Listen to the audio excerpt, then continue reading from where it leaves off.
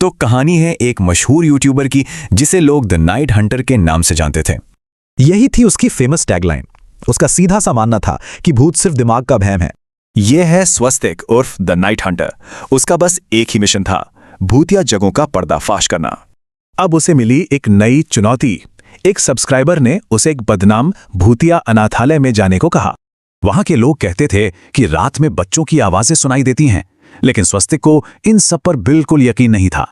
तो वो उस पुरानी टूटी फूटी इमारत में पहुंचा और अपना 3 AM चैलेंज लाइव स्ट्रीम कर दिया। अंदर का माहौल वाकई डरावना था, लेकिन स्वस्तिक को डर से ज्यादा उस हादसे का दुख हो रहा था। चैलेंज के लिए उसने तैयारी शुरू की। कैमरे सेट किए, मोशन सेंसर लगाए ताकि कोई भी हरकत पकड़ में आ जाए। और फिर जैसे जैसे रात गहरी हुई, उसकी लाइव स्ट्रीम पर अजीब चीजें होने लगी।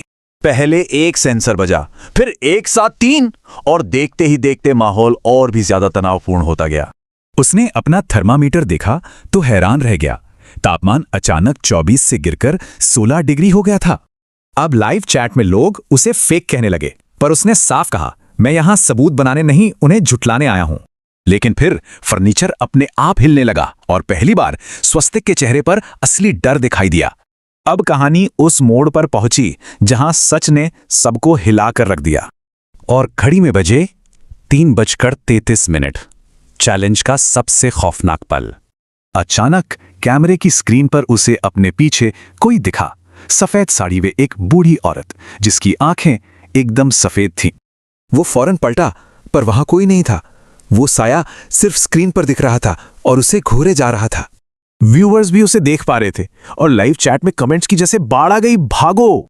लेकिन तभी एक कमेंट आया जिसने उसके होश उड़ा दिए, वो भी उसके अपने ही ऑफिशियल अकाउंट से। कमेंट था, अकाउंट हैक नहीं हुआ है, तुम सच में मर चुके हो। और इस एक लाइन ने सब कुछ बदल दिया। और बस यहीं कहानी का सबसे खौफनाक सच सामने आता है। उसे सब याद आ गया, एक्सीडेंट, और फिर उसने देखा उसके हाथ पारदर्शी हो रहे थे। वो खुद एक भूत था। तभी वो बूढ़ी औरत सामने आई और बोली, तुम मर चुके हो। उसका जुनून ही उसकी आत्मा को यहां ले आया था। अगली सुबह पुलिस को कैमरा तो मिला, पर रिकॉर्ड के मुताबिक स्वस्तिक की मौत तो लाइव स्ट्रीम से घंटों पहले ही हो चुकी थी। तो फिर सवाल यह है कि अगर वो वहां पहुंचा ही नहीं तो कैमरा अंदर कैसे गया? एक ऐसा सवाल जिसका जवाब किसी के पास नहीं।